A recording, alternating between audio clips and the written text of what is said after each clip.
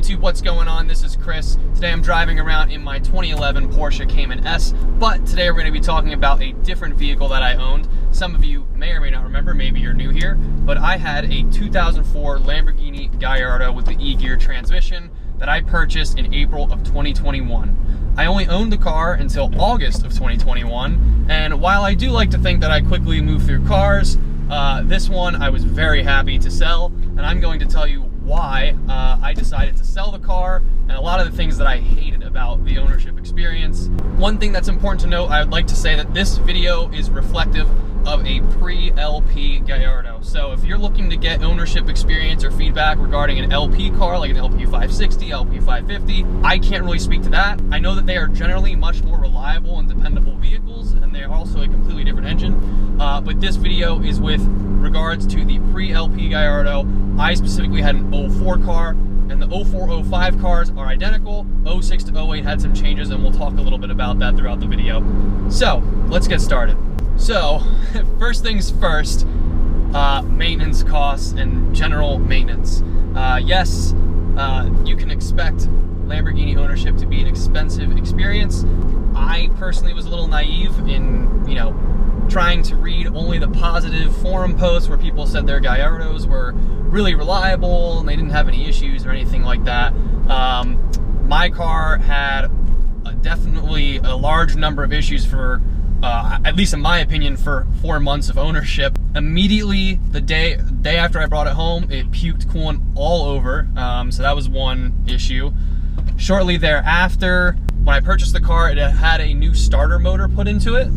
That starter motor failed, so I bought another starter motor, and my friend Todd and I put that in. You can see the video on his channel at Rusted Garage. We put that new starter in. That starter motor lasted 36 hours. Now, the second starter motor was probably my fault for it lasting so shortly because it was not a Bosch or OEM brand starter. So I did the right thing, took it to a shop, had them put in an OEM Bosch starter motor. Finally, that starter motor lasted. However, driving the car home from getting that starter motor put into place. Now remember, the car has now been down 3 times because the first starter motor broke the second, and then we had to have downtime for the third starter. Driving it home, 17 miles from the shop, the car entirely lost oil pressure, and I had to pull over immediately and shut the car off to prevent engine damage. What happened there was, there is a drive shaft assembly. It's like this big gearbox that's attached to the engine, and there are drive shafts coming off of it to control the power steering pump, the AC compressor, and the oil pump. The shaft that drives the oil pump is actually partially exposed to the elements. So it goes through like a carrier housing with a bearing inside of it. That bearing can rust, the drive shaft itself experiences wear from being exposed to the elements, and the drive shaft commonly just snaps in half. And then you have no oil pressure because nothing is driving the oil pump. So, fortunately though, that isn't too bad. I was worried the entire oil pump failed and I would have to do an engine and trans out service, which would have been absolutely nightmarish. So thankfully I didn't have to do that. If you just have the oil pump shaft snap, you can actually get to that without removing everything. The only problem is, this is such a common issue on these older Gallardos, especially ones that sit dormant and aren't driven often. Think about, stuff sitting stagnant, it's not moving, it kind of freezes up, seizes up a little bit. In that case, it's such a common issue with some of the older Gallardos. These parts are on back order for a long time, and it took a good amount of time to get those parts in and installed on the car. So the car was down actually for 6 weeks of the summer, and I live in the Northeast, and we don't have a very long summer here and good driving weather all the time. So it was really disheartening to miss out on a lot of huge events that I had paid to participate in, and I couldn't even bring my car because it was, down. Get the car back from that. Everything was okay for a little bit. Car definitely, uses a little bit of oil, so you gotta make sure you keep up on that. You're supposed to check your oil, I guess, every other gas tank you fill up. Some people check it every tank. The older 5.0 engines are sort of prone to like cylinder scoring a little bit, so they do eat through oil a little bit, especially as they get a little bit older. So just keep that in mind. Make sure you check your oil level. That is a common issue people don't check, and then the engine completely seizes up and they need a new engine. I didn't really have any issues with it. However, I decided to sell it because it was I just didn't really enjoy the driving experience, which I'll talk about next.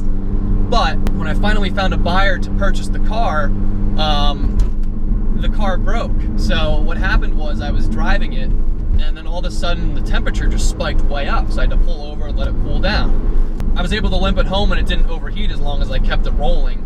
And the reason it overheated is because I was kind of moving through some traffic, so I just avoided traffic to get home. But what happened was the car was like leaking coolant out, and I didn't really realize it. And what happened was the heater control valve failed, and that's located like under the center console, and they have to, you know, it's not too difficult of a fix, I don't believe. I took it to a dealership because I didn't know what was wrong, and unfortunately that was also pricey. So they had to replace that valve and put in you know, like a coolant flush.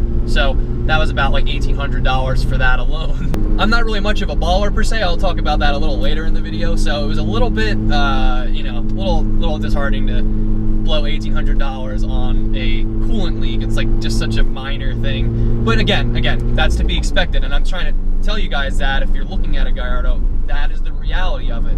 It's not, you know, when stuff breaks, it's not going to treat you, it's not going to be a pleasant experience. I'll just say that. It's going to cost some dough, so just be ready for that.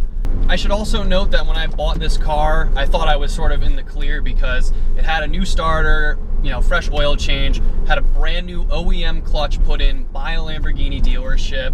I thought for sure that I was getting a car. I was like, yes, I'm not going to have any issues. You know, it's ready to go. I don't have to worry about the clutch. But just keep that in mind. Make sure, even if it has all this stuff done, anything can happen. So the other thing I should note is just the driving experience in general was something that I personally didn't enjoy majority of the time. The car is definitely more of a jarring, kind of violent car, and depending on the mood you're in and the type of person you are, you might really like that aggressive, super, like, you know, sharp driving experience. But in my case, you know, 90% of the roads I'm driving on are windy back roads, or, you know, taking my girlfriend out on a date night. And having a really aggressive vehicle is not one that suits that bill very well. The suspension is very stiff, so you'll feel a lot of bumps in the road. That was a big change coming from the R8 with the mag ride. The mag ride is much smoother, so I noticed that immediately. The seats are a lot harder. They're very firm seats, so just keep that in mind. I definitely recommend just test driving one and see if you like that.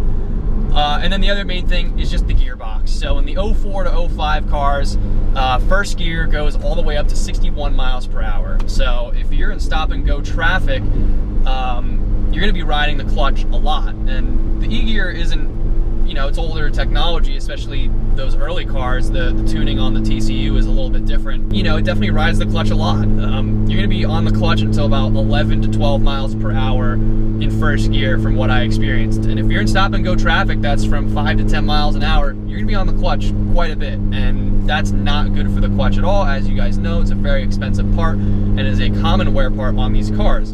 So you have to be aware of that as well. But likewise, for windy back road driving, having a first gear that goes up to 61 miles per hour, I think first or second gear goes up to like 85 or something. I'm never gonna get out of like second gear, you know, maybe third gear if I'm really like pushing the car. You know, if I'm really winding it out, I'm not gonna really get much out of third gear because you can't go that fast on back roads.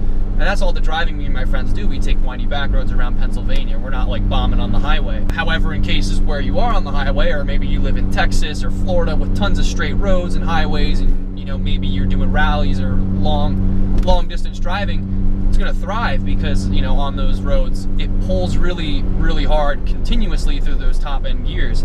But just keep that in mind. If you're planning it on being like a leisurely Sunday cruiser, it's not really one of those, or a windy back roads weekend toy.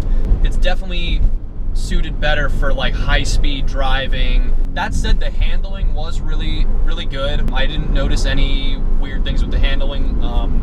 You can definitely feel if you're, you know, really on the throttle or you're flooring it and, you know, you're going on a turn, you can feel a little bit of the all-wheel drive, like the front wheels. You can feel a little bit of the pull on that.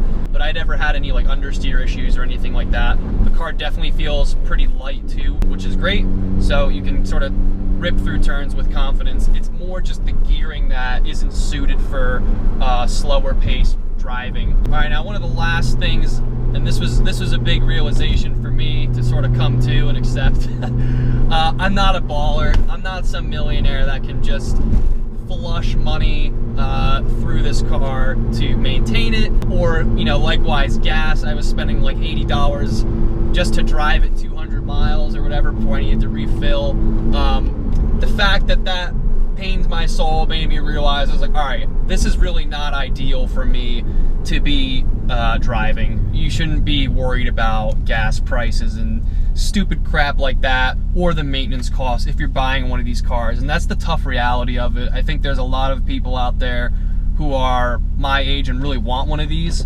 I will say, if there was another person like with my financial situation that really wanted a Gallardo, wanted to do it, I'd say hell yeah, do it, and just, you know, get a good deal on a car and just get the ownership experience done and over with. Just like check it off your bucket list. But I think there's definitely, and I see it a lot on Facebook with people inquiring, like young people that really, I don't know if they realize just, you know, how expensive it is to own one of these. And that's okay. I think a lot of people probably won't listen to this advice and they'll just go get one. But just keep that in mind. It's just a different caliber of car. You know, something like this Cayman is much, much more sensitive to the upkeep and maintenance category. It's a lot cheaper to fuel it, a lot better on maintenance, more reliable. You know, parts aren't all too expensive, knock on wood. But yeah, the Lamborghini, very expensive to upkeep. And like I said, you just have to be a baller to drive one and not care about the money you're spending. And again, that's just part of it. I realize that that's not really me right now. I'm glad that I checked it off my bucket list, but I thought, all right, I gotta sell this thing and get something a little bit more conservative for my bank, so I can, you know, in the future be a baller and get one of those cars and have a lot of fun then. So, and that's okay. That's just the reality of it. All right, guys, I think that pretty much sums it up. I don't have anything left off the top of my head.